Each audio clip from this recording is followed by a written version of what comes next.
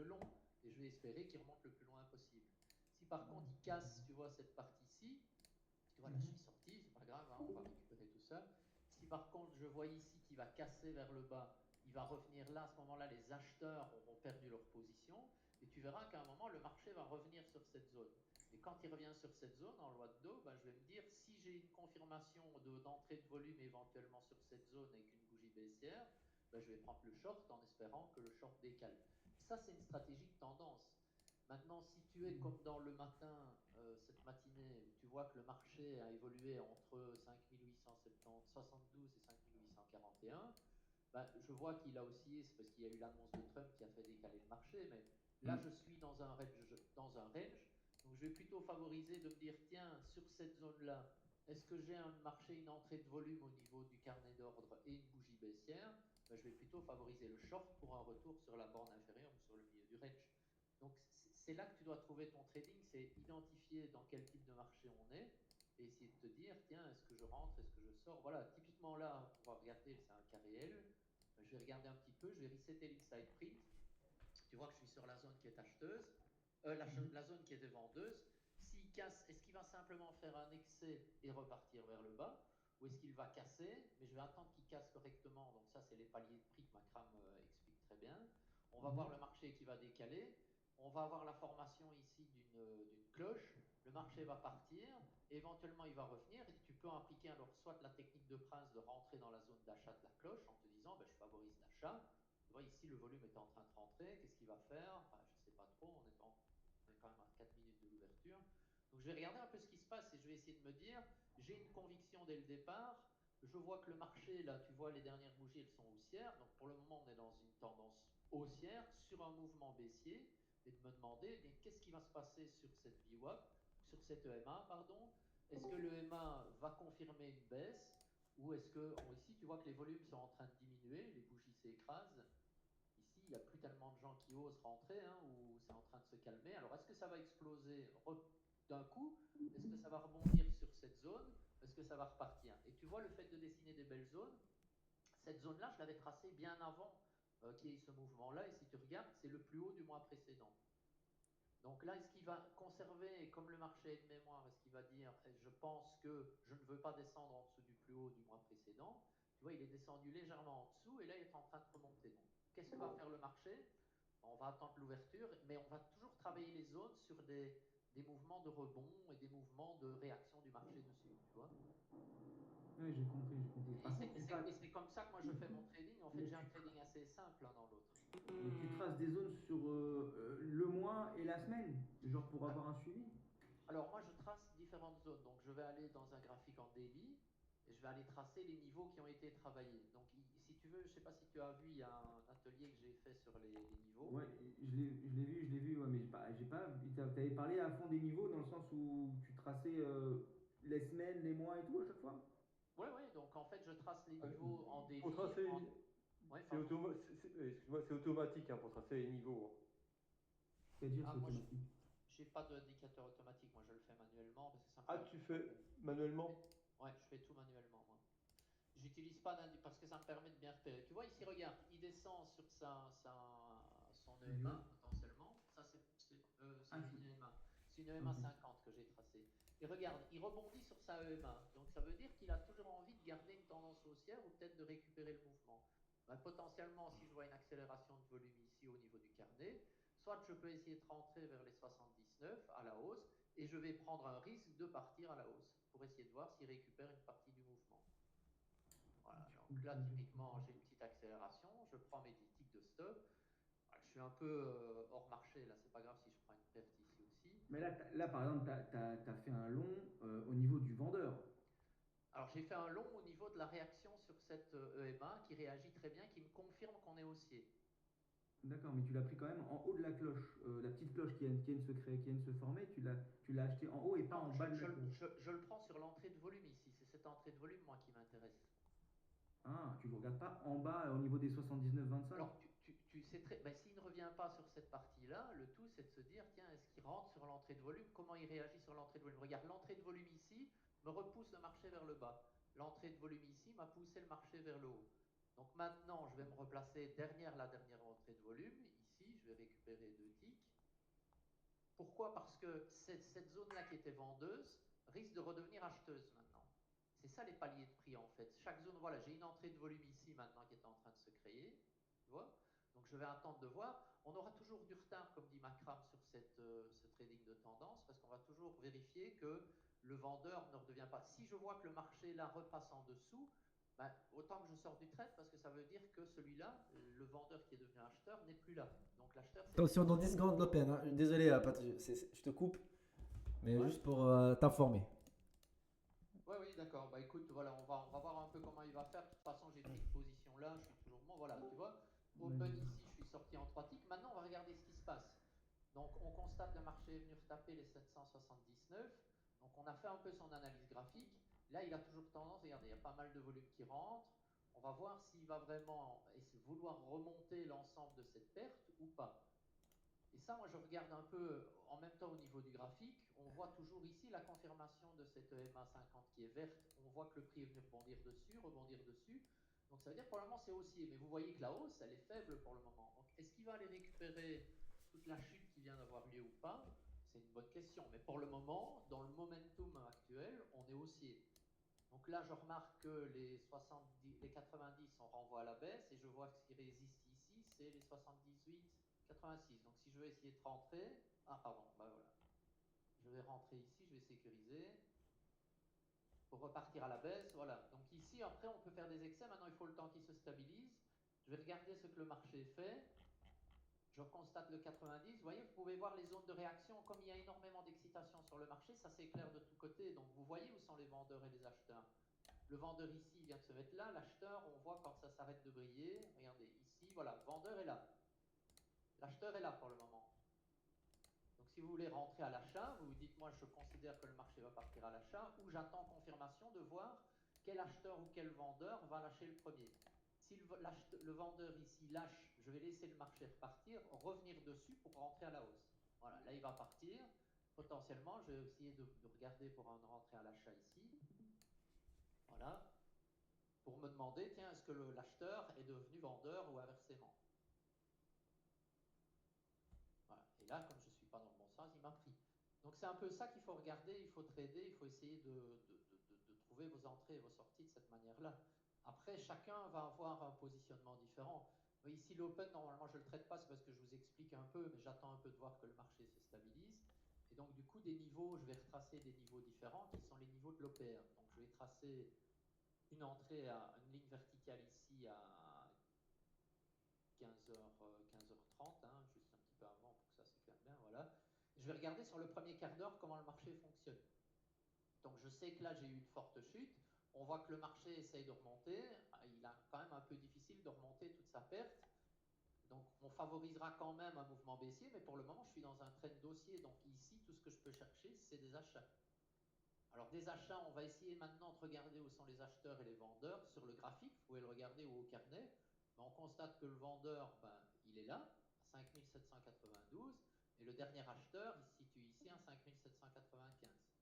Donc si vous voulez jouer les paliers de prix pour trouver un beau mouvement, ben, vous pouvez laisser l'inside prix global, le resetter et essayer de voir ce qui va se passer sur cette zone ou au niveau de l'acheteur ou pas. Si l'acheteur ici renvoie, ben, c'est l'occasion potentiellement de reprendre un achat. Si jamais ici, voilà, il va être cassé ou pas, voilà, il y a toujours le vendeur. Vous voyez, graphiquement, on le voit bien en 500 que le vendeur est toujours là. Par contre, ça pousse fort à l'achat. Ici, il y a un retour. Je vais essayer de le rendre à l'achat ici en retour. S'il veut bien m'exécuter. Ouais, il n'a pas voulu m'exécuter. Pourquoi est-ce que j'ai fait ça? Si vous regardez au niveau du graphique, je vous ai dit que les acheteurs et les vendeurs venaient s'appuyer. Ici, c'était un vendeur. Il a été vendeur. Il a encore été vendeur. Le marché s'est déplacé au-dessus. Et regardez cette petite bougie rouge. Le marché est revenu s'appuyer sur le prix qui était vendeur pour redevenir acheteur. Donc moi, j'ai une confirmation d'achat là, à ce moment-là. Donc à ce moment-là, je regarde au carnet. Si je pouvais essayer de rentrer aux alentours des 5793, c'est ce que j'ai essayé de faire, ben, je prenais le mouvement aussi ici et puis je l'accompagne au carnet avec la formation de cloche. Et c'est comme ça que je traite. C'est un trade facile en fait, d'une certaine manière. Comme j'ai loupé celui-là maintenant, ben, je vais passer mon temps à regarder où est le prochain vendeur, jusqu'où il ramène, et je me dis que possiblement dans la loi de Do, donc des plus hauts, toujours plus hauts, des plus vais regarder dans mon dernier mouvement ici, bah, le nouveau vendeur, il est situé ici. Et le dernier acheteur, il était là. Est-ce que l'acheteur est toujours là? Bah, je remarque oui, il est toujours là. Donc j'ai continuité haussière pour le moment. Je ne vais pas chercher à faire des ventes. Je ne ferai des ventes qu'à partir du moment où j'aurai cassé au minimum 2 paliers d'acheteurs, pas un, parce qu'en 500 ticks c'est assez trompeur. Mais pour le moment, on est toujours dans un marché haussier, donc je vais essayer de favoriser des achats. Je ne sais pas si c'est clair ou pas. Et c'est une analyse continuelle en fait. Continuellement, tu dois regarder. Et c'est ça que c'est un peu fatigant aussi. Voilà, je constate que mon vendeur, bah, il s'est mis un petit peu plus haut, donc il est allé chercher, donc il est assez fort, il renvoie le marché. On va attendre de voir ce qui se passe sur cette zone. On le voit au niveau du carnet, on voit qu'il y a pas mal de lots là qui sont en train de rentrer. Maintenant en diagonale, vous pouvez regarder si c'est plutôt acheteur, plutôt vendeur. On a l'air d'être toujours un peu plus acheteur en général. 914 dollars à l'achat contre 834 à la vente. Là, c'est un petit peu vendeur. Donc pour le moment, ça bataille, mais j'ai mes 2 bornes qui viennent de se créer au carnet entre 5796 et 5801. Et si vous regardez les 96, ils sont là. C'est effectivement l'identification graphique des acheteurs. Et ça se voit au niveau du carnet de l'Inside Print. Là, j'ai une nouvelle cloche qui est en train de se former. Alors, est-ce que c'est un excès ou pas? On va voir à ce niveau-là. Regardez, ça s'appuie de nouveau. Si jamais ça dépasse cette bougie-là, il faut prendre à l'achat. Vous prenez à l'achat, tout simplement. Vous allez récupérer quelques ticks ou pas. Il va peut-être venir me retaper. Mais regardez, le fait maintenant, si vous vous souvenez, que ce vendeur-là, qui a vendu une fois, 2 fois, 3 fois, 4 fois, a été dépassé. Le marché est revenu dessus pour s'appuyer et repartir à la hausse. Donc le vendeur est devenu acheteur. Donc on est toujours dans un trend dossier. Donc je vais toujours chercher un achat plutôt là où il y avait le vendeur avant. Et j'avance et je peux avancer avec mes lignes de la même manière. Je vais travailler ici maintenant 5804 avec cette zone-ci qui est à 5800. Je peux resetter mon inside print. J'aurai exactement les mêmes informations au carnet. Vous vous souvenez, tout à l'heure, j'avais placé un repère. Ça, c'était le dernier acheteur, je pense. Voilà, l'acheteur est toujours là. Il a décalé son prix un peu vers le bas. Donc, potentiellement, on pourrait se dire, je vais prendre un prix à l'achat autour des 5801. Et puis, j'accompagne mon trade et je vois ce qui se passe. Après, seul l'avenir nous le dira. Vous voyez, si j'étais rentré, parce que parler et trader, c'est pas facile. Et si j'étais rentré à 5801, là, le marché vient de décaler. Et maintenant, je ne regarde plus du tout mon graphique. Je vais regarder ma formation de cloche. Et je vais me dire, tiens, j'ai une nouvelle cloche qui est en train de démarrer. J'en ai une ici qui n'est pas très claire. Bah, typiquement, si j'avais acheté un 5801, je me serais remis derrière les 5803. Pourquoi? Parce que je suis avant cette cloche-là. Parce que maintenant, mon acheteur est là et mon vendeur est là. C'est typiquement les cloches. Si le prix décale vers le bas, c'est que l'acheteur qui était là n'est plus là. Si maintenant le prix décale et j'analyse les cloches de suite en suite, ainsi de suite, ainsi de suite. Je ne sais pas si c'est clair ou si vous avez... Moi, c'est clair pour moi et je prends des notes limite pour te dire, Patrick. Ouais, ma parole, c'est clair, c'est génial, c'est limpide. Tu vois, mais d'où l'importance alors, l'importance de tracer ces niveaux, de préparer ces niveaux, le plus haut du jour précédent, le plus bas du jour précédent, le plus haut de la semaine précédente, le plus haut et le plus bas du mois précédent, travailler sur la VWAP, travailler sur des niveaux weekly, des niveaux monthly, etc. C'est super important. Avoir les niveaux market profile, donc le VPOC, la VH, la VAL, tracer la VWAP, en fait, le but de tracer toutes ces zones-là, c'est pour identifier des zones d'intérêt. Il n'est pas dit que le marché va réagir dessus. Parfois, le marché traverse une VWAP comme du beurre, on ne sait pas ce qui s'est passé. Mais ce qui est intéressant, c'est de voir ce qui se passe sur cette région-là. Mais surtout, moi, ce que je fais, donc la zone d'OPR, si vous vous souvenez, il est quelle heure? 38, donc on ne peut pas encore la tracer. Mais pour le moment, j'analyse le marché de ce qui se passe sur mon graphe au moment présent en 500 ticks. Donc là, maintenant que j'ai mes niveaux d'intérêt, ça me donne aussi, pas nécessairement des zones de réaction, mais des zones où je vais me dire, ben, j'ai une chance que le prix aille rejoindre la VWAP. J'ai une chance que le prix aille rejoindre le plus bas ou le plus haut. Ça me donne un potentiel de gain. Si jamais on se retrouvait avec le prix ici, qui est tout près de la VWAP, et que je vois une confirmation à l'achat, je vais hésiter à le faire. Pourquoi? Parce que je me dirais, ben, peut-être qu'il va réagir de toute façon sur la VWAP, donc j'ai trop peu d'espace pour aller chercher un gain important, si vous voyez ce que je veux dire. Donc je vais prendre énormément de risques pour un gain qui est faible. Par contre, là, ce qui m'intéresse, j'ai une ligne bleue qui est tracée, en fait, c'est mon VPOC. Donc il est revenu sur son niveau VPOC. Ça, c'est des lignes qui sont tracées. Et regardez comme il réagit au niveau du VPOC.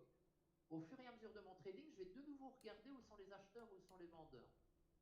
Et là, je vais me dire, tiens, les gros vendeurs pour le moment, ben, ils se situent sur 5806. Alors au niveau du carnet, ben, vous pouvez le retenir, hein, le chiffre. Moi, j'ai des problèmes de mémoire, donc je vais animer à 806,50. Ben, je vais me mettre une petite note. Pourquoi? Parce que là, je sais que c'est une zone vendeuse pour le moment. Maintenant, je regarde les dernières zones travaillées. Je vois que ma zone vendeuse, elle est là maintenant, si vous regardez. Et ma zone acheteuse, j'ai un gros acheteur qui se situe ici, puisqu'il a fait décaler le marché. Mais je vais voir maintenant ce qui se passe autour de cette VWAP. Si je vois sur cette MA, si je vois que le marché retrace, retape dessus et repart, regardez, c'est exactement ce qu'il fait. Il est venu redescendre, il est venu retaper dessus et redescendu. Là, j'ai un signal de vente. Est-ce que l'acheteur va lâcher ou pas? Pour le moment, l'acheteur au carnet, il est toujours là. Est-ce qu'il renvoie le marché? Oui, mais il allait ne pas vouloir le renvoyer très fort. Donc moi, je prends un risque. Je me dis, l'acheteur n'est plus très fort, le marché va redescendre. Alors, je risque d'ITIC, mais si le marché décale, il va casser ce vendeur-là, cet acheteur-là.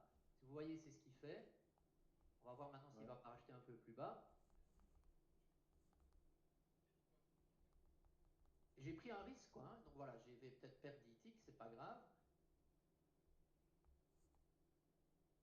Et Patrice, t'es en mini ou en micro? Je suis en mini ici. Sur ceci, je suis en mini. Maintenant, si vous voulez être à l'aise avec ces mouvements et vous entraîner, mettez-vous en micro. Le but, c'est d'aller chercher entre guillemets, le beau trade, quoi. Tu vois, là, je suis assez mal parce que l'acheteur, il est toujours là, hein, très fort. Donc, est-ce qu'il va renvoyer ou pas? Si par contre, le marché, l'acheteur faiblit, je vais dire, là, je suis dans le bon sens. Je suis, si vous vous souvenez, en dessous de l'open, je suis en dessous du PUSD close, je suis en dessous de la VWAP. Je suis dans le sens du marché. Donc, comme la tendance est ton ami, voilà, je vais sécuriser mon trade directement à 3 ticks. S'il casse, regardez toute la chute que je vais pouvoir potentiellement aller chercher. Mais à chaque fois que vous avez vu ici, attendez, je vais quand même essayer de récupérer un peu d'argent. Je n'ai pas récupéré grand chose pour le moment, il faudrait qu'il décale un peu plus. T'es en plus en dessous d'une zone intermédiaire, Patrice. Donc il y a tout. Ouais, tu vois ce que je vais faire. Par contre, je vais me poser des questions. Regardez où il réagit là maintenant. Je vais retracer une ligne droite. Voilà, je suis décalé, c'est pas grave. Regardez, je retrace la ligne. Regardez à quoi ça correspond cette ligne-là où il a réagi.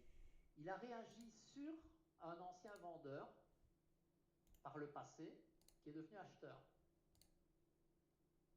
Vous comprenez ce que je veux dire? Donc maintenant, je vais effacer mes lignes intermédiaires et je vais me dire ce qui m'intéresse pour le moment, c'est ici, j'ai eu éventuellement de l'excès, mais là, j'ai eu des vendeurs. Donc pour le moment, mon marché, il est en train potentiellement de rentrer dans un range entre ce vendeur qui est devenu acheteur et cette zone vendeuse qui est là-bas. Et je vais regarder ce qui se passe. Là, il vient de recroiser MA, donc je suis pour le moment, là, j'ai plus vraiment de tendance. Tant que je n'ai pas cassé ce niveau-là, bah, je ne vais pas prendre de short, je vais patienter, je vais regarder ce qui se passe. Parce que là, je sais que je rentre dans un range. Regardez, le marché diminue de moins en moins.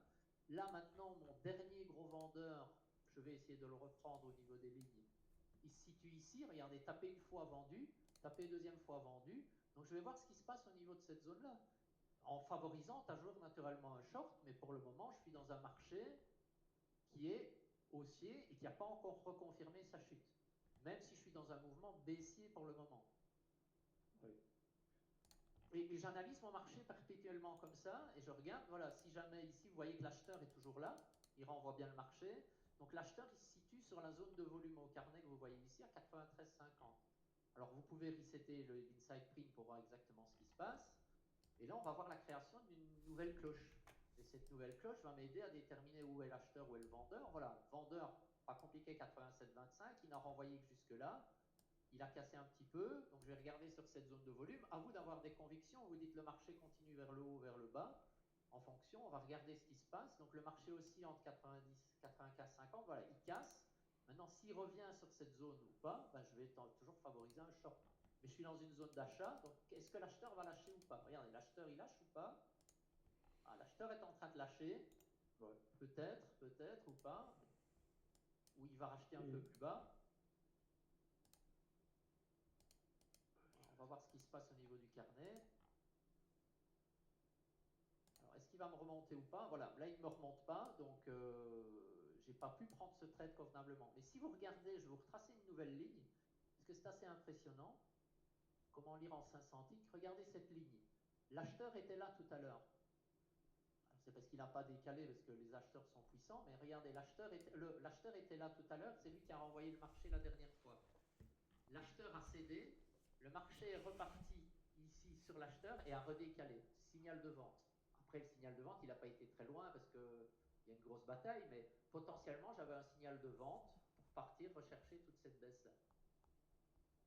Chaque fois, le marché a une mémoire et les niveaux, en 500 ticks en tout cas sur le S, c'est assez impressionnant parce que le marché vient toujours retaper les mêmes zones. C'est pour ça que parfois, il faut essayer de dézoomer et de regarder vos pics parce que chaque pic correspond à un acheteur fort ou à un vendeur fort. Là, il y a eu un acheteur fort. Là, il y a eu un vendeur fort. Là, il y a eu un vendeur fort. Vendeur fort. Acheteur fort. Et donc, on va faire évoluer son trading de la même manière. Après, si vous voulez faire de l'analyse graphique complète, vous pouvez toujours tracer des lignes de support et des résistances qui sont des lignes de support et résistance plutôt obliques, hein, et vous dire est-ce que cette ligne va être cassée. Au lieu de travailler sur des plans horizontaux, on travaille sur des plans inclinés.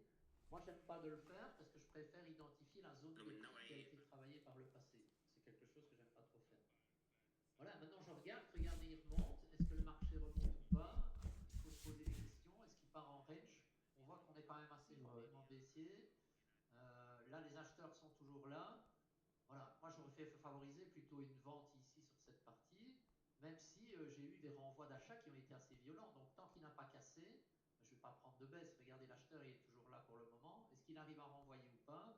S'il ne renvoie pas bien, voilà, je vais tenter, parce que je vois qu'il ne renvoie pas bien. Ça bloque sur les 91 et je fais un essai. Et j'espère que le marché va décaler et qu'il va casser l'acheteur qui était là. Je vais me sécuriser très vite parce que l'acheteur peut revenir plus bas. Parce que lui, il veut acheter des lots à un certain prix, donc potentiellement, il va dire j'ai voulu acheter là, maintenant si je peux acheter là-bas, ben, pourquoi pas, ça me fait du sens. Mais regardez, le marché continue, loi de dos. Est-ce que l'acheteur maintenant est là? Et c'est une bataille perpétuelle de vous poser la question où est l'acheteur, où est le vendeur? Est-ce que je rentre à l'achat ou à la vente? Et regardez la tendance du moment. Voilà, c'est beaucoup d'explications en même temps, mais comme ça, j'essaie de faire un live un peu efficace. Je ne sais pas si vous avez des questions. C'est plus que parfait. C'est top, Patrick. Voilà, je retravaille avec ma droite ici, pour continuer l'exercice, hein, je le remets là. Je sais où sont les acheteurs, mon acheteur est à 86, alors on le voit au niveau du carnet, regardez la cloche, l'acheteur il est là. Regardez au niveau du graphique, le vendeur il est aux alentours des 89, regardez au niveau du vendeur, la cloche elle est là, le vendeur il est là. Maintenant vous pouvez, c'est ça qui est bien avec Trading Institute, vous n'avez pas besoin d'un graphe si vous avez une conviction, le graphe va vous donner un sens éventuellement. Maintenant, si vous faites la technique Prince, zone vendeuse, vous vendez et vous allez chercher le bas de cloche. Zone acheteuse, vous achetez, vous allez rechercher le haut de cloche. Ou vous faites la technique de Macra, vous attendez la cassure d'une cloche, le retour pour rentrer. C'est relativement simple quand on a compris le principe en fait. Le tout, c'est de prendre un biais, une direction. Je sais pas, Macram, tu m'interromps hein, si je raconte. Non, non, c'est top. Au contraire, non, non, c'est parfait. Après, il faut s'entraîner, il faut regarder, je pense que ça vaut la peine. Voilà, vous n'êtes pas obligé de trader, vous n'êtes pas obligé de trader sur. Voilà, vous regardez maintenant le marché, vous n'êtes pas obligé de rentrer en position. Vous pouvez simplement vous dire, moi j'ai mis une rubrique note dans le carnet, ça me permet de dire, tiens voilà, l'acheteur il est là, le vendeur il est là. Alors je peux resetter l'inside print, là j'ai pas mal d'entrées de volume, donc ça m'intéresse parce que je vais avoir un mouvement. Alors ici je me dis, il va partir à la baisse. Alors c'est vrai que je rachète un bas de cloche, hein, potentiellement je suis pas bon. Mais je vais avoir la cassure, l'entrée de volume, elle est là. Donc je peux me sécuriser derrière la grosse entrée de volume si j'ai la conviction que je vais avoir un marché qui est plutôt baissier parce que ça pousse bien. Je vais peut-être me faire avoir aussi. Hein. Ou alors je fais la théorie de Prince, je me mettais là et j'avais une meilleure entrée. Moi je joue la cassure de la cloche. Donc en jouant la cassure de la cloche, je me mets sur le volume. Voilà, ici je suis perdant.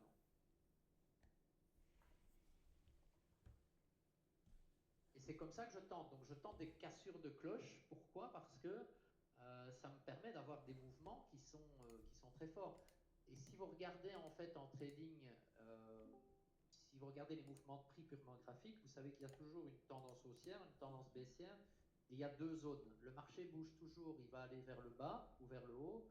Il va y avoir une zone qu'on appelle une zone d'accumulation ou une zone de distribution. Et ici, on le voit très bien. Ici, on a eu un mouvement baissier. On a eu une zone ici qui est une zone non pas d'accumulation pour continuer le mouvement, mais qui a été une zone de distribution. C'est-à-dire que tous les vendeurs sont venus racheter, sont sortis de leur position en faveur favorisant l'achat. Maintenant, regardez ce range-ci, regardez comme il vient s'appuyer, il repart, c'est de l'achat. Et je le tente à l'achat pour continuer une cassure. Je vais sécuriser quelques ticks parce que pour le moment je suis perdant à parler, je gère mal mes trades. Voilà. Maintenant je vais accompagner au carnet, peut-être que je vais me faire avoir ici, simplement 3 ticks, je récupère quelques ticks. Je vais vous remontrer pourquoi c'est de l'achat pour moi. Parce que, ce range-là, maintenant les vendeurs qui étaient là potentiellement deviennent acheteurs. Il y a eu un petit excès, mais vous avez en plus la EMA qui confirme, si ça repart ici à la hausse, c'est de l'achat encore. Même si ça ne monte pas et que ça est difficile, maintenant s'il casse, ben, on va réfléchir à nouveau. Et ça se voit au niveau du carnet, ici si ça résiste, j'ai une entrée de volume, ben, je peux prendre le risque de me dire, je rentre sur cette partie-là, et je me dis que le marché va continuer à haussier. Après, on ne sait jamais de quoi le marché va être fait, hein. On va peut-être se retrouver contraire, mais au moins on prend une position, on prend un risque, on prend un biais. Et le trading, c'est de la probabilité en fin de compte. Donc vous avez une certaine probabilité. J'ai plus de probabilité de partir à l'achat, moi, sur ce mouvement-là. Maintenant, les probabilités vont peut-être me donner tort. Mais voilà. Surtout que je suis sur le VPOC du jour, donc retour du VPOC, c'est assez délicat. Et vous voyez ici qu'il recasse vers le bas. Est-ce qu'il va repartir à la hausse? Ben voilà, il est reparti. Donc il a fait un peu d'excès sur cette zone. On va revoir le graphique, je vais vous le remontrer. Je vais juste accompagner pour récupérer un peu de points. Un peu ou beaucoup, on va voir. Donc vous voyez ici maintenant, je regarde le carnet, le dernier acheteur qui a renvoyé le prix vers le haut, il était à 95,25. Donc je me remets derrière. Si maintenant lui il lâche, c'est pas grave, c'est qu'il n'est plus assez fort pour renvoyer le marché. Donc là, je regarde vendeur 96,75, regardez le dernier acheteur 95,25. Voilà, il n'est plus assez fort. Donc j'ai pris ce que je devais prendre sur mon mouvement en point à la ligne. Si vous regardez maintenant l'analyse un peu graphique, vous retrouvez au carnet de la même manière, cette zone-là qui était une zone de range, les vendeurs sont devenus un peu plus bas les acheteurs. Et vous avez toujours cette réaction du marché. Acheteurs et vendeurs deviennent vendeurs, vendeurs deviennent acheteurs en fonction de la tendance du marché. Et vous pouvez, on peut continuellement continuer à tracer exactement ici. Alors, pourquoi je ne mets pas la ligne sur cette pointe-là? Parce qu'il a été touché une fois. Par contre, là, une fois, deux fois, trois fois, je vais aller vers un certain nombre. Donc, si je regarde ici, cette zone, regardez le vendeur qui était là. Je vais me décaler ici. Le vendeur qui était ici.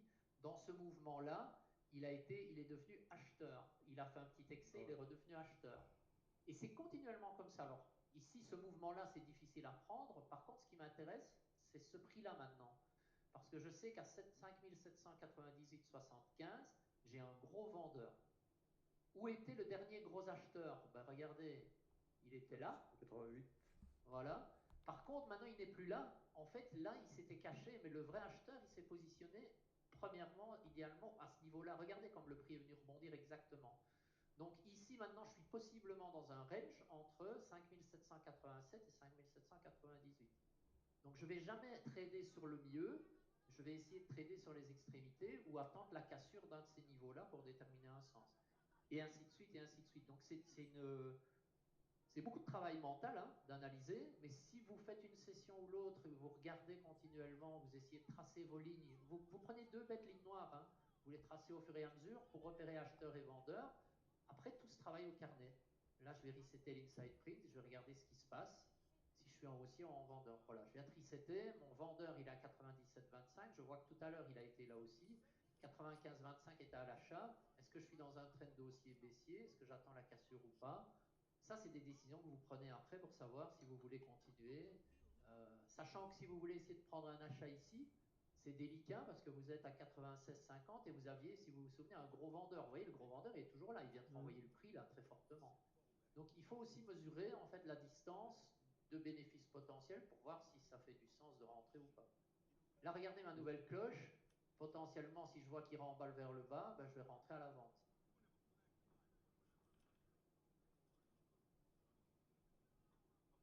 Alors moi, peut-être pas nécessairement, je ne fais pas nécessairement le haut de cloche ou le bas de cloche, je vais rentrer sur l'entrée de volume.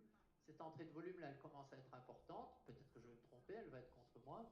Mais pour le moment, je me suis placé derrière la cloche, donc pas de regret si jamais il part dans l'autre sens. C'est que je n'étais pas bon, c'est que je n'avais pas un bon trade. Moi ici, je vois quand le vendeur a renvoyé avec violence ce côté-là, je me dis que le marché va redescendre vers le bas. C'est un peu le sentiment que j'ai du marché. Alors je vais me sécuriser vite, hein, parce que parler et trader, c'est pas facile. Mais vous voyez, si vous étiez rentré sur le haut de clocher, et regardez ce qui se passe, le marché vient retaper sur sa moyenne mobile de 50 et il redescend. Par contre, je suis de nouveau l'acheteur. Est-ce que l'acheteur est toujours là? Oui, il est là. Par contre, il commence à faiblir l'acheteur. Donc on peut éventuellement se dire, avec un stop un peu plus large, je vais tenter la cassure.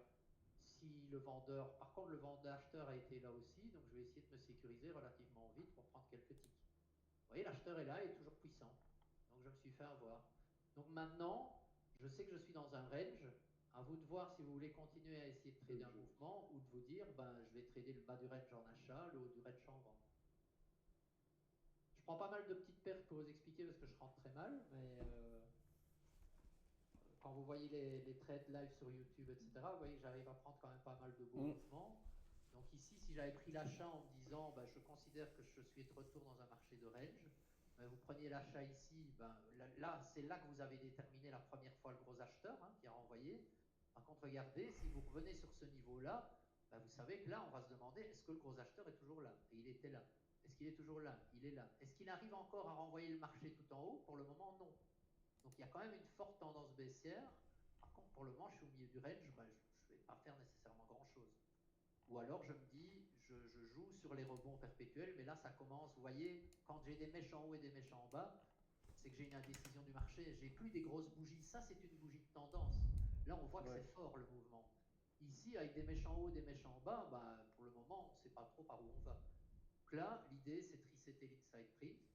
On avait nos niveaux tout à l'heure et on va regarder ce qui se passe sur ces niveaux, si on a des accélérations au carnet ou pas, pour rentrer ou pour sortir, en fonction si vous voulez penser à la cassure du marché ou à la réhabilitation vers le haut. Et, En fait, oui. et l'inside print, tu l'as comment? C'est sur Atas, c'est ça? Ben, c'est le DOM, quoi. C'est ici. Hein. Pas l'inside print, pardon, le DOM, hein, ici. Le carnet. C'est par défaut, Francky, ouais, c'est le template que tu vas l'avoir. D'accord. Ok. Ah, tu l'as peut-être pas encore ou... Non, ouais, Non, pas non, encore. je crois. Franck, il est encore nouveau avec nous. Ok, ok. Bah, bienvenue déjà. Ici, voilà, ici le marché reprend. Donc, qu'est-ce que je vais favoriser pour le moment? Si j'arrive dans cette... Vous pouvez placer un ordre déjà à l'avance, mais moi, j'aime pas de prédire ce que le marché va faire. Il faut pas prévoir ce que le marché va faire. Il faut regarder ce que le marché fait. Vous voyez ici les formations de cloches, alors bien importantes. On commence à de nouveau à rentrer dans des volumes. 300 lots, 500 lots. Alors, qui est favorisé? 231 à l'avance, 300 à l'achat. Donc, on est plutôt sur une volonté d'achat. On regarde ce qui rentre en diagonale sur le carnet. Voilà, je me dis, je vais tenter l'achat s'il veut bien me prendre. Parce que je vois que j'ai des acheteurs. Est-ce que je vais me faire avoir? On va voir. Alors après, vous pouvez écarter, si vous travaillez en micro, vos stops un peu plus loin. Maintenant, si je sors de cette cloche et de ce prix-là, je vais me repositionner ici parce que ça veut dire que je me serais trompé de sens.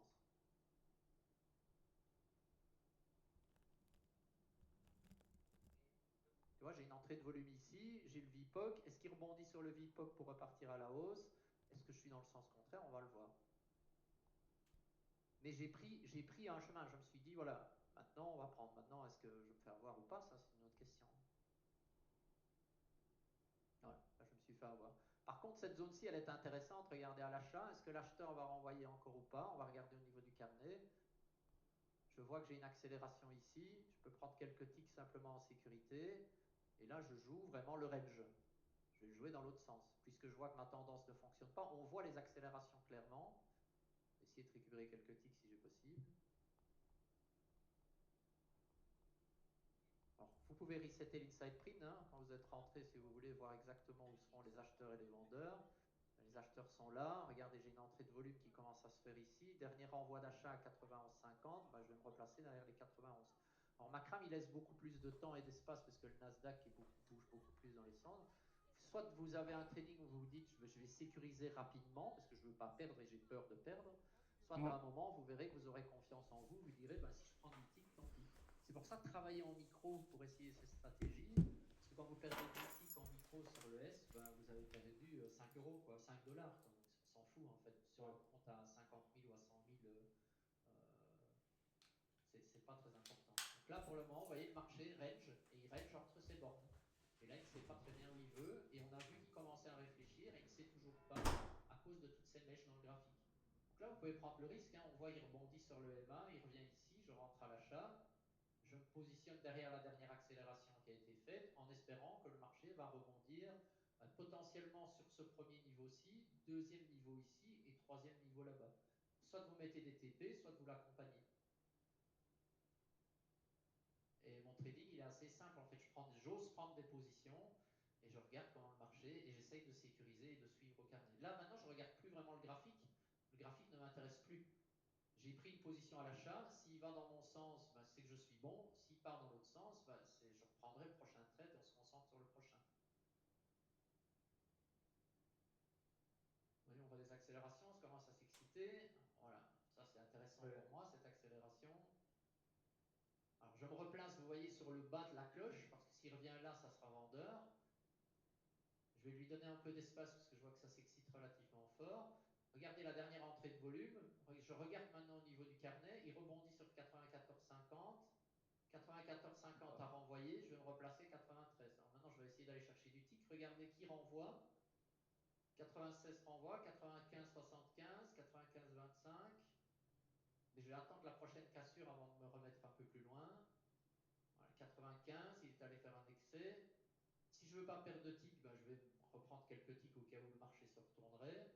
Mais c'est le 95 qui a renvoyé. Est-ce qu'il a réussi à renvoyer très haut? Non, il a renvoyé jusqu'au 97 qui est vendeur et je suis sorti. J'ai pas de regret parce que maintenant les vendeurs ont repris la main puisqu'ils ont cassé le dernier acheteur. Et c'est ça qu'il faut regarder continuellement. Moi, je regarde mes indices sur le graphe et mes zones sur le graphe. Je trace souvent des lignes, comme vous voyez, des lignes noires ou des lignes de niveau. J'essaye de repérer où sont. Alors, à un moment, vous n'aurez plus besoin de tracer ces lignes-là parce que vous saurez, vous repérerez que bah, le vendeur il est là, l'acheteur il est là. Ici, je le fais un peu au niveau du cours. Ici, je vais regarder ce qui va se passer sur cette zone. Cette zone elle est intéressante. Est-ce que le gros vendeur est toujours là ou pas? On va attendre. Pour le moment, je n'ai pas de confirmation. Il n'a pas encore envoyé. Est-ce qu'il va y avoir un excès qui va renvoyer très fort à la vente? Regardez, ça résiste. Ben, vous pouvez prendre le risque de dire ça résiste assez fort. Mon vendeur est là. Mais les acheteurs vont peut-être faiblir et les acheteurs vont peut-être prendre le dessus. Donc là, je ne sais pas, ben je constate, voilà, je sécurise assez vite. Je suis rentré, je suis dans un range. Maintenant, je joue le range. J'ai sécurisé quelques ticks. Ah, il va peut-être me sortir. Hein. Voilà, sorti. Mais j'ai considéré que mon vendeur était là. Par contre, mon vendeur faiblit parce que si vous voyez, il n'arrive plus à renvoyer de la même manière. Il ne renvoie plus que des petits morceaux. C'est une poussée acheteuse. Donc, ce que je vais regarder maintenant, c'est est-ce que j'ai une cassure du vendeur et je vais attendre potentiellement un retour. Je vais laisser les acheteurs partir, attendre un retour sur cette zone pour rentrer. Mais le vendeur est toujours là, il se bat encore. Hein. Donc, qui va faiblir maintenant? La zone qui est intéressante, c'est cette zone-ci. C'est Le qui va vendeur, faiblir. Oui. le vendeur, il y a 5799,25, c'est ça? Ouais, en fait, je le laisse toujours sur les premières. Voilà, il faut le positionner à. Voilà. En fait, il faut repérer le vendeur parce que c'est jamais très précis. Tu peux avoir des excès, mais effectivement, il est à 99 points. C'est jamais très précis, hein, c'est 99, 99, 25. De toute façon, tu le vois au carnet. Regarde, tu as la cloche. Regarde là où il n'y a plus d'acheteur. Ouais. C'est le haut de cloche, le vendeur il est là, donc ton vendeur tu peux le pinguer au carnet. Tu n'as pas vraiment besoin de graphe en fait. À un moment tu vas pouvoir trader sans graphe. Moi j'ai difficile à le faire, donc je fais mon analyse graphe et puis je regarde mes zones au niveau du carnet. Là je reset l'inside print. Mon dernier acheteur il était, regardez bien ici, au niveau des 95. Je vais regarder ce qui se passe. Ça repart à l'achat à la hausse. Où la zone va, si elle se casse vers le haut, je vais prendre un achat. Ça résiste fort, j'ai une entrée de volume, voilà, je peux rentrer, il ne m'a pas exécuté, peut-être qu'il va m'exécuter ou pas. Voilà, il va m'exécuter, je vais peut-être me faire sortir. Mais regardez, le prix est allé jusqu'à 94,50, donc je me mets derrière et j'espère un retour à la hausse pour qu'il aille récupérer au minimum le vendeur qui est à 99. Alors, je vais me sécuriser assez vite parce qu'en 4, c'est vraiment du trading pour vous accompagner. Voilà, je vais me mettre ici, sécuriser quelques ticks, parce que sinon je vais quand même perdre de l'argent sur mon compte. Mais... Et c'est pas le but. C'est pas le but. Voilà, le but c'est de partager. Regardez, il est beau, regardez. Ah, alors, là, il est... Voilà, donc ce que je vais faire maintenant, je vais me remettre derrière le 99. Pourquoi? Parce que c'était le vendeur. Donc le marché risque de revenir, retaper dessus et repartir. Donc, je vais lui laisser de l'espace. Je vais aller sur les cloches. Je je vais regarder où le prix renvoie. Regardez, 99, est-ce qu'il va renvoyer ou pas? Regardez, 99 renvoie ou pas? S'il renvoie, à ce moment-là, je peux me replacer. Il faut qu'il casse ce niveau-là.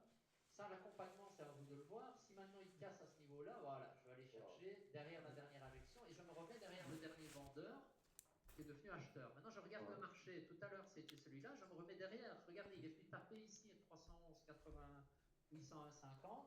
Et je vais vous montrer sur le graphe, en fait, ce que je fais au carnet, à quoi ça correspond. Parce que c'est important. Mais le carnet est très visible pour ça. Et sur les 5806, c'était le point haut tout à l'heure. Voilà, donc à vous de voir maintenant si à un moment vous vous dites ça va pas aller plus loin, vous voulez sortir ou vous voulez sortir par stop suiveur.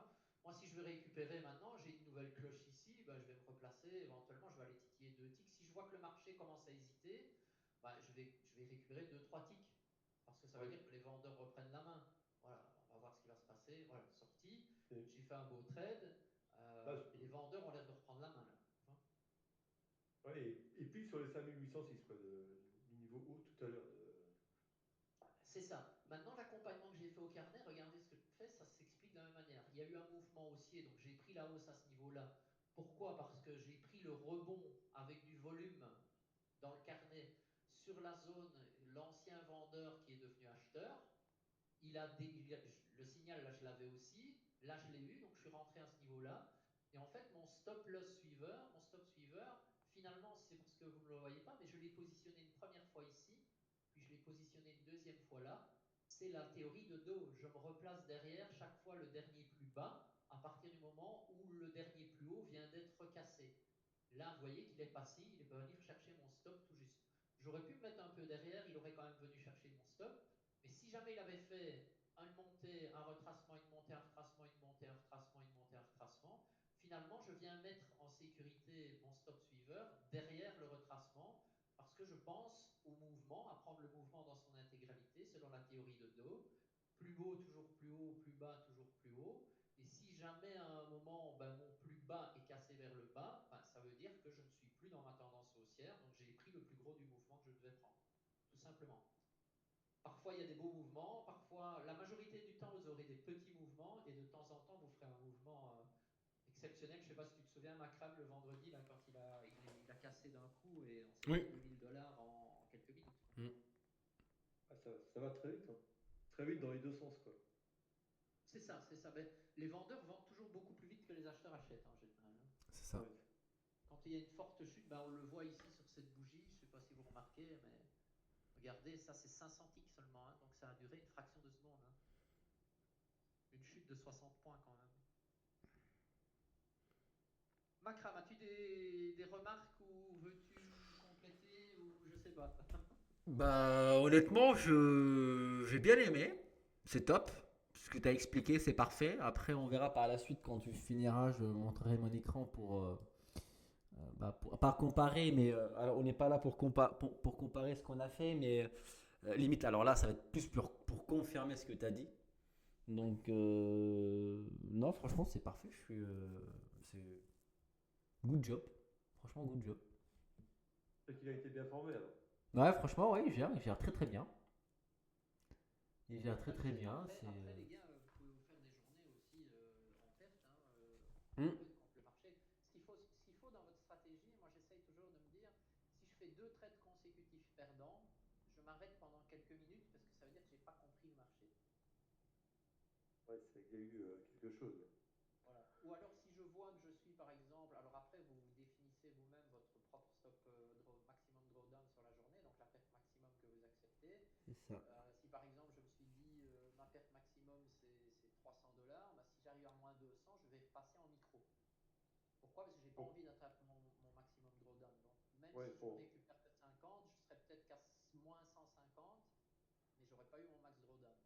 Et je sais que le lendemain, comme je fais en moyenne entre 300 et $500 par compte par jour, bah, je sais que le lendemain, en une journée, les moins 150, bah, j'aurais que 250 de boni, mais j'aurais récupéré le lendemain sur une journée, quoi, sur 2 journées.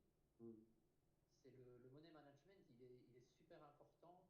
Je sais que ça fait un peu ballot comme ça de le répéter, mais c'est ce qui fait la différence entre le trader gagnant et le trader perdant. C'est le respect du money management. C'est super important. Et croyez-moi, j'en ai cramé des comptes. Hein. bah, bah, je suis un peu pareil que toi. J'en ai cramé quelques-uns aussi. Donc, et je fais souvent la même erreur, quoi. C'est que j'ai du mal à couper mes pertes. Alors ça, c'est l'erreur stratégique qu'il faut vraiment couper, quoi. Après c'est comme en vélo, il faut savoir tomber et te relever pour pouvoir rouler. Ouais, c'est ça. Donc ici, voilà, je repars, je regarde un petit peu, j'essaye de me dire, le dernier vendeur, il est 1805, dernier acheteur 5799, je vais regarder ce qui se passe sur ces zones. Alors, soit de vous placer une note sur le carnet à 5,50 si vous voulez. Macram, lui, avec l'expérience et Prince, ils n'ont même pas besoin de regarder les graphes ou de mettre des notes.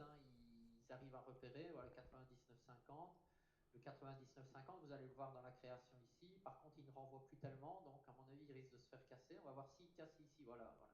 Là, il est revoyé. Donc, soit vous repartez à l'achat sur 801,75 en vous disant il va repartir, soit il y a un excès. On va voir un petit peu. Donc ça, c'était un excès, une accélération. Là, on est toujours dans une tendance pour le moment qui est baissière. Donc ce qui m'intéresse, c'est la cassure baissière de ce mouvement-là. Mais vous voyez qu'il est toujours là, l'acheteur, il renvoie. Donc si je devais prendre une vente, je la prendrais plutôt à ce moment-là dans le haut de cloche pour aller chercher le bas de Ouais. cloche. Ça, c'est façon Prince. Ou alors j'attends la cassure de cette zone qui se travaille entre les 802,50 et les 99,50. Cassure, retour sur la zone pour un achat, ou cassure par le bas, retour sur la zone pour une vente. Acheteur devient vendeur, vendeur devient acheteur. Voilà, typiquement ici, il remonte, s'il résiste, voilà, je peux le prendre à la baisse, je vais tenter, s'il m'exécute ou pas. Il ne m'a pas exécuté, aussi, non. Non. Donc, il ne m'a pas exécuté, mais vous voyez, il y a eu une cassure vers le bas, il est venu remonter, il a stagné sur son carnet. Donc là, j'ai même plus regardé mon graphe. Mon graphe m'a donné l'indice de ma stratégie. Donc normalement, j'aurais dû prendre le trade baissier à 99,50, mais j'ai une formation de cloche, rentrée de volume ici, potentiellement on peut renvoyer au-dessus. Vous voyez, il a renvoyé, donc ça veut dire que le vendeur ici n'était pas suffisamment fort pour envoyer le marché bien loin.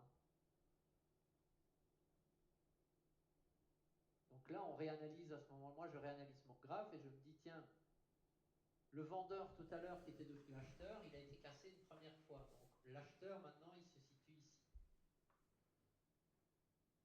Donc si le dernier gros vendeur, il se situe toujours là, ici finalement, je vais regarder soit ce qui se passe sur ce niveau-là, soit je vais regarder ce qui se passe ici, qui était le dernier vendeur qui a renvoyé. Et si vous regardez le vendeur, ici maintenant, c'était les anciens acheteurs qui étaient là-bas. Donc le marché a décalé au niveau des niveaux de palier de prix. Le palier de prix qui était situé ici se retrouve situé ici maintenant.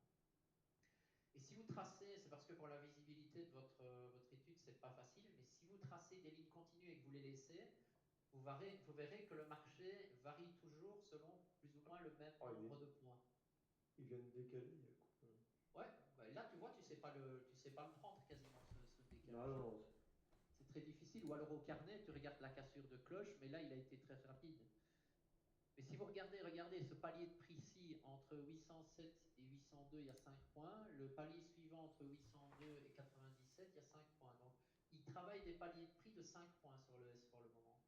Donc, ce qu'on peut se dire, c'est si je mets 97, regardez, je vais remonter sur 13, 97 sur 12, vous voyez, sans avoir calculé, il est allé chercher le palier de prix supérieur. Donc, le palier de prix du jour aujourd'hui, c'est plus ou moins 5 points. Ça varie de journée en journée. Maintenant, je vais attendre éventuellement un retour sur ce palier de prix ou sur mon fameux, c'est quoi, c'est ma VH. La VH, regardez, renforcée avec moyenne mobile, renforcée avec cette zone de prix. Typiquement une zone d'achat qui m'intéresse. Donc je vais attendre de voir ici si j'ai une réaction, une entrée de volume et que ça bloque.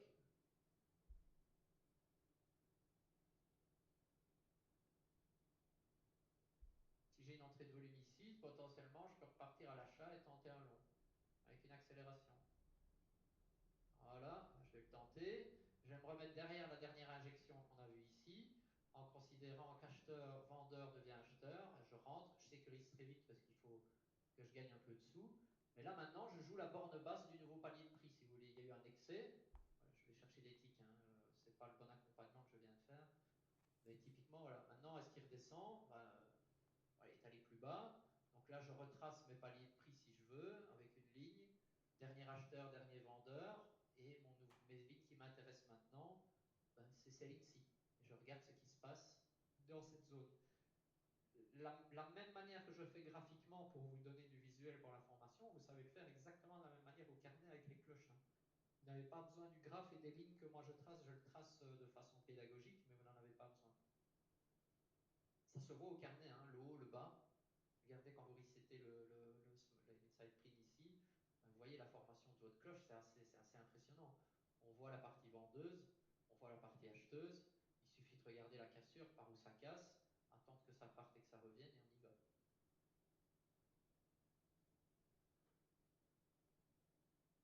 Voilà, je vous ai montré un peu ce que je pensais, ça fait déjà 3/4 d'heure.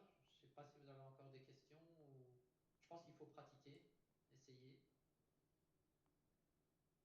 Vous avez des questions Pour l'instant, non. Makram, tu veux prendre la main éventuellement Yes, en tout cas, merci Patrice. Tu t'es endormi, hein. Non, du Ouais, tout, du tout. Il est endormi au marché.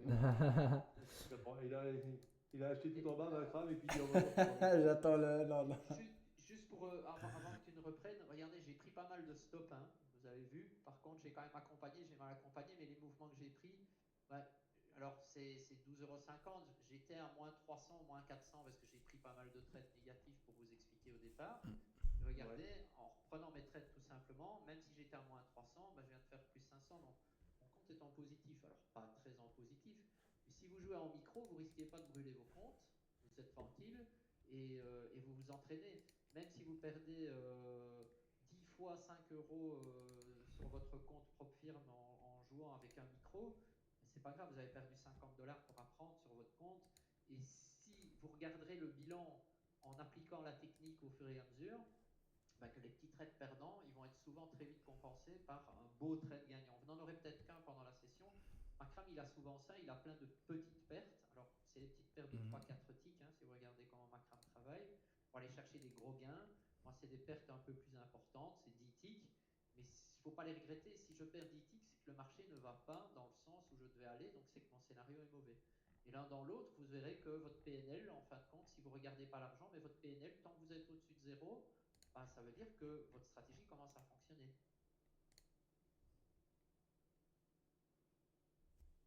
Voilà, j'ai fini ma crame. C'est top. Alors, je vais partager mon écran, parler un peu sur le donc de la session d'aujourd'hui et voir un petit peu ce qu'on a fait. Merci beaucoup, Patrice. Merci, Avec Patrice. plaisir. Si vous avez des questions encore, vous m'envoyez un petit message. Et vous avez combien d'écrans chacun? 3, 4 Alors moi, je suis sur un ordinateur portable et j'ai un seul écran, qui est l'écran que je viens de te partager. J'ai connecté un deuxième écran. Pourquoi? Parce que j'ai mis le Nasdaq sur la même configuration d'écran que je suis en train de vous montrer. J'ai mis le Nasdaq à côté parce que je teste une autre stratégie sur le Nasdaq pour le moment, dont je ne vous parle pas maintenant. Et ça me permet aussi de voir les corrélations parce que le Nasdaq est l'indice qui bouge plus rapidement, donc qui peut te confirmer un mouvement sur le S parfois. Ça bouge toujours dans le même sens. Nasdaq et S&P, c'est dans le même sens. Avec le Nasdaq, il y a un tout petit peu d'avance, mais c'est des microsecondes, millisecondes. Ouais. Donc voilà, mais un seul écran suffit, il n'y a pas besoin de plus. Regarde l'écran que j'ai. Moi, j'ai mis un graphe en arrière-plan en daily, qui me donne une structure qui me permet de voir un peu les niveaux clés, les niveaux importants où il peut y avoir des rebonds. J'ai le graphe daily de Makram avec les volumes, qui vous a partagé le template normalement. Et puis j'ai mon graphe en 500 ticks, mais c'est le carnet qui est important. Le graphe me montre les zones, me donne une idée, tiens, du déplacement du prix, des mouvements de palier de prix et de mes zones d'intérêt. Et sinon, je reset l'inside print. J'ai ma conviction ici qu'on est plutôt baissier. Je vais chercher plutôt une trade baissier. Je vais regarder, je reset l'inside print. Je vais attendre une accélération baissière, si j'en ai une ici sur ce mouvement, pour pouvoir rentrer à la baisse. D'accord. Merci. Acheteur-vendeur, ça c'est ce qu'on vous apprend au Trading Institute. Donc voilà. Donc, typiquement ici, ben, je tente un trade de vente, une cassure du prix. Le marché est revenu baissier, on va voir si ça fonctionne. Et puis voilà. Donc Makram, à toi. Merci beaucoup. Alors hop, je vais juste essayer de. Je vais voir ça après. Alors, j'ai partagé mon écran sur Discord. Si vous pouvez me confirmer que vous le voyez ou pas, on est bon. Ok. Donc, alors, je suis de même avis que Patrice. Aujourd'hui, j'ai tradé le S&P pour avoir un peu la même vision sur le même marché. Prendre des trades de mon côté, ne rien dire et de laisser faire. Alors, il y a une différence un peu, et comme on dit, hein, quand on apprend les bases, et puis après, on va développer chacun sa propre stratégie, donc ce qui est top, hein, ce qui est parfait. Donc, on a fait quasi la même chose. Vraiment C'est vrai. quasi les mêmes trades. Donc, Ça fait plaisir. ah bah franchement, ouais, il y a des trades où on s'est pris, on était agressif. En plus, ce que j'ai bien aimé, on verra par la suite sur ces shorts là, bah, on a quasi pris les mêmes, hein, les shorts ici, pour tenter le breakout. Donc j'ai commencé la journée en détectant mon palier. Donc, j'étais entre 83 et 85 acheteurs-vendeurs sur le S&P. J'ai fait des achats sur les 85, donc j'ai acheté mon vendeur pour tenter un breakout à la hausse. Et inversement, si le marché m'a confirmé, là on a fait que des retours et s'est fait absorber rapidement, donc aucune confirmation au carnet. Mais si j'avais des confirmations, j'aurais rentré en short pour aller chercher plus bas. Donc voilà pour ce point. Après, j'ai eu un retour et j'ai rentré sur mon ancien vendeur qui confirme maintenant qu'il devient acheteur. Et j'ai tenté un breakout sur mon acheteur. Ce qu'on avait parlé la dernière fois, d'acheter, avoir un PRU entre les deux et un stop, puisque je tradais les S&P, donc je suis pas sur le Nasdaq, on n'est pas sur les mêmes tics on n'est pas sur les mêmes prix, donc je peux me permettre de faire ça en full, en lot. Donc après, on est parti avec un lot où j'ai encaissé 13 points sur le S&P et le deuxième j'ai encaissé 9 points, donc sur ce trade. Et je vous trace ici donc l'acheteur que j'avais détecté. Pourquoi je me suis placé derrière? Et ben vous voyez ici, c'était mon acheteur, c'était mon range. Et donc pour ma part, c'était de se protéger derrière cet acheteur parce que s'il lâche, il va retracer. Ici, il break, et je l'aurais potentiellement managé de la même manière. Là, pour l'instant, je sors sur un stop suivant. Donc le marché commence à retracer. J'ai pas pu le prendre ici. Donc ce que j'ai fait, c'est que j'ai tenté un short agressif BE, un short agressif ici avec un stop. Donc vous voyez, j'ai 4 ticks de stop sur ce trade et le marché repart. Bon. Si j'avais attendu, alors je voulais attendre un retour sur l'ancien acheteur qui confirme qu'il devient vendeur, sauf que là, le S&P, alors c'est ça la différence entre le S&P et le Nasdaq, c'est que le S&P ne fait pas beaucoup d'excès, et quand on revient quasi avant le prix, pour 2-3 ticks, sachant que je vais rentrer avec un stop très court, donc je ne rentre pas, parce que j'ai chez pote sur le prix entre parenthèses, et je veux rentrer sur le prix exactement. Donc le marché repart, je ne le prends pas. Ici, je voulais rentrer market à 93, j'étais exécuté 4 ticks plus bas, ce qui est énorme. Donc voilà, pour ceux qui tradent. Toi, Patrice, tu rentres en limite ou en market, ou tout dépend, hein. Non, je rentre market, j'essaie de rentrer, Ok. de définir la zone et de rentrer market. Ouais, c'est parfait. Donc ouais, faites juste attention. Qu'est-ce qu'il y a de mieux? C'est de mieux rentrer au market ou en limite? Alors, faut faire attention quand il y a une accélération comme on a eu ici. Vous risquez d'avoir un slippage et vous partez un peu bas, quoi. Ou si vous achetez, vous achetez un peu haut. Sinon, voilà. Sinon, il y a pas. Moi, je rentre au market. Après, donc là, j'ai BE, donc j'ai perdu 4 ticks de stop pour l'instant. Donc 2 points. On a redonné 2 points sur les. Combien on a dit? 29, 13, 75 et 9. Ouais, ça fait 22. 22 points. On a donné 4 ticks. Après, j'ai tenté 2 trades de breakout et là, j'ai arrêté. Pourquoi? Parce que je peux tomber sur la phase de marché où le marché est range. Et là, je vais avoir du mal. Et donc là, comme vous voyez ici, pareil, j'ai 5 ticks de stop sur ce trade et 4 ticks de stop sur ce trade. 2 stops par palier. Et là, j'ai arrêté la journée. Puis je pouvais repasser à l'achat. Hein. Donc, je me base toujours sur les blocs de volume, donc les paliers de prix et les blocs de volume. Donc ici, c'était mon acheteur et ici, c'était mon vendeur. Sachant que même si je voulais... Alors non, peut-être au premier passage, je l'aurais peut-être pris, hein, le 90 à l'achat. Ça aurait peut-être payé dans un premier temps. Il y a un deuxième trade. En tout cas, moi, j'ai tenté vraiment des breakouts aujourd'hui. Donc voilà. Alors les paliers de prix, je répète encore, c'est une façon de lire. C'est la façon de lire le carnet. C'est comme ça qu'on doit lire le carnet. Mais par contre, c'est pas parce qu'on trade les paliers de prix et on a cette stratégie, c'est-à-dire qu'on va trader les breakouts. Non. Demain, vous shortez votre vendeur ici pour aller chercher plus bas, ou vous achetez votre acheteur pour chercher plus haut, etc. etc. Ici, là, vous avez votre vendeur, vous le shortez, il y a un stop. Ici, vous avez votre vendeur, vous le shortez, là, vous récupérez le stop et vous gagnez. Donc, il n'y a aucune préférence entre stratégie de breakout, stratégie de range, stratégie de tendance, etc. Il faut juste attendre et l'utiliser au bon moment. Moi, j'ai cru, en tout cas, je me suis dit, bon, on pourra peut-être potentiellement avoir un marché un peu volatile, vu les annonces de Trump contre Apple. Mais bon, on reste quand même, on l'accumule quand même vers le bas. Donc à voir. Je pense que j'ai fait le tour sur le point. Donc vous avez vu un peu la comparaison entre les trades avec Patrice. On est quasi sur le même trade. La même façon de lire le carnet. Après, bien évidemment, on va pas peut-être avoir les mêmes points d'entrée au tick près et surtout les mêmes placements de BE stop. Moi, j'ai toujours un pas de retard par rapport au marché. Je prends mon temps. Quand ça part dans mon sens, là, on est sur de 22 points sur S&P.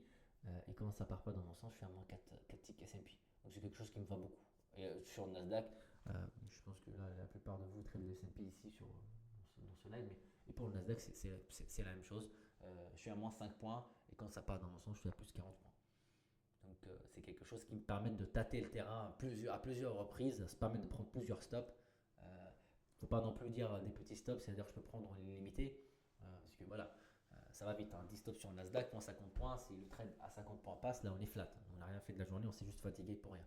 Alors je vous laisse imaginer si c'est encore pire. Là, même si on prend un trade à 50 points, ça ne rattrape pas la perte. Et ce n'est pas l'objectif. Donc voilà pour le récap de cette journée. Donc n'hésitez pas si vous avez des questions. Sinon, c'était top ce contenu. Comment on fait là pour. Hop, je vais remettre ça. Ah mince, ça bouge. Ce défi de trading. Maintenant, ce qu'on va faire prochainement, ça va être le live. Le trading sur le Nasdaq. Dans un premier temps, après, je le ferai aussi avec des traders du S&P. Où on va avoir un accès à des comptes que moi j'aurai un accès à vos stats en temps réel grâce à un risk manager. Donc je vais suivre, je vais voir vos trades quand vous rentrez. C'est comme si vous avez votre PNL, votre dashboard qui tourne en face de vous. Et ben moi j'aurai la même chose. Et l'objectif de ça, donc c'est des comptes démo en temps réel. C'est des mini eval qui sont avec une propre firme. On en parlera de ça, là je pense qu'on lancera ça début mi-juin à grand max. Vous allez trader le Nasdaq, donc je vais donner les zones. Vous aurez tous le même template, les mêmes zones dans un premier temps. On va trader le Nasdaq. Donc je vais faire comme si, comme vous voyez, quand je fais les lives, je vais annoncer l'acheteur-vendeur et je vais vous dire d'acheter ou de vendre. Donc vous aurez juste à cliquer, c'est tout, dans un premier temps. Et donc ça va être sympa parce que vous avez les yeux sur le carnet. Inconsciemment, vous allez voir les réactions, les prix. Et après, vous allez m'entendre dire acheter ou vendre. Et là, c'est un petit tac pour le cerveau de dire ok, c'est quand c'est des réactions comme ça, quand c'est une absorption comme ça, c'est là où on tente un breakout, etc. Et on va faire ça avec la même équipe pendant une semaine. Donc, vous allez faire les lives. Et l'objectif, c'est que je vous ramène à une semaine verte. Et après, on rajoutera une équipe du S&P. Et puis, on verra par la suite, il va y avoir deux types. Donc on gardera la même chose, mais on va faire deux choses, c'est-à-dire on va prendre un Nasdaq et on va prendre par exemple 6 traders et 3 ils vont être des traders de tendance et 3 ils vont être des traders contrariens. Et voilà, donc on va avoir deux équipes. Puis après on va comparer les PNL. Est-ce qu'aujourd'hui ça aurait été bien d'être en tendance en tendance? Est-ce qu'aujourd'hui ça aurait été bien de trader contrariens et se focus que sur l'offre et la demande, donc les micro-ranges, etc., etc. Donc on va vraiment faire pousser le truc plus loin et faire ça ensemble. Donc tout est prêt, il reste juste c'est le côté technique de tout brancher ensemble. C'est quelque chose que je ne peux pas gérer, je ne code pas, mais on a des personnes en tout cas la personne que je suis en contact avec, elle le fait très très bien. Elle est très patiente parce que j'avais demandé plusieurs choses, il fallait intégrer, etc. Et donc vous aurez aussi avec Atas gratuitement. Et le flux ne coûte quasi rien de mémoire, je crois que c'est par mois. Hein. Ça coûte dans les 7-8 euros, je crois. Donc pour 7-8 euros par mois, vous aurez des flux en temps réel, des flux démo en temps réel et Atas par mois. Donc voilà, on essaie un peu de faire pas un effort, mais en tout cas d'essayer de vous aider le maximum. Je sais que ça coûte cher, qu'au début, on dépense de l'argent avant de commencer d'encaisser. Donc si ça peut vous aider d'avoir un coup de main et puis ne pas potentiellement payer des plateformes, etc., ça peut être sympa. Il y a beaucoup de projets, j'aimerais bien avancer plus et aller chercher vraiment quasi toutes les firmes pour intégrer Atas gratuitement. Je ne peux pas trop annoncer ça d'avance, mais il y en a que vous connaissez bien et on va la lancer comment on dit, quand ça sera le bon moment, quand le moment est venu, ou je sais pas, un truc comme ça, genre. Et, euh, donc ça sera 100% gratuit, quel que soit en PA ou en éval ou en PA. Donc Atas deviendra payant quand vous faites un cash out. Voilà, c'est comme si on vous aide dans un premier temps, vous tradez, vous payez juste les vals. Il y a Atas, ça ne changera pas les prix des évals, hein, ça sera toujours la même chose. Vous aurez Atas inclus dedans gratuitement. Vous passez en PA, Atas reste aussi, pas comme par exemple TopStep, reste aussi gratuit. Et quand vous faites votre premier cash out ou deuxième cash out, je sais pas comment on a mis les. Je vais regarder les règles, c'est pour ça. Il reste juste quelques signatures sur les conditions et les règles, mais je crois de premier ou deuxième cash out. Là, Atas, la propre firme et les propres firmes que j'espère bientôt seront dedans concernés vont vous dire maintenant, puisque vous avez encaissé de l'argent, donc vous pouvez payer la licence Atas et vous êtes lancé, quoi. Donc tout ça pour vraiment donner un coup de pouce, c'est un effort avec des personnes qui le font et on le fait 100% gratuitement. À aucun moment, personnellement, je toucherai quelque chose de la part d'Atas ou quelque chose de plus de la part des propres firmes. Du tout, c'est vraiment quelque chose de 100% pour vous, 100% humain. Si ça peut vous aider à vous lancer, ça me fait plaisir. Et que vous allez chercher le maximum de cash out. Après, le petit détail que vous allez voir dans le contrat, c'est que je prends 50% de vos cash out. Mais ça, je ne vous le dirai pas, je vous dirai quand vous allez encaisser. Et comme ça, je ne travaille plus, vous tradez pour moi gratuitement. Mais sinon, voilà. Donc, on a fait un peu le tour. Et si vous avez des questions, n'hésitez pas. Sinon, on se retrouve bientôt. Il va y avoir beaucoup de nouveautés, pardon. Donc, j'espère que ça va vous plaire.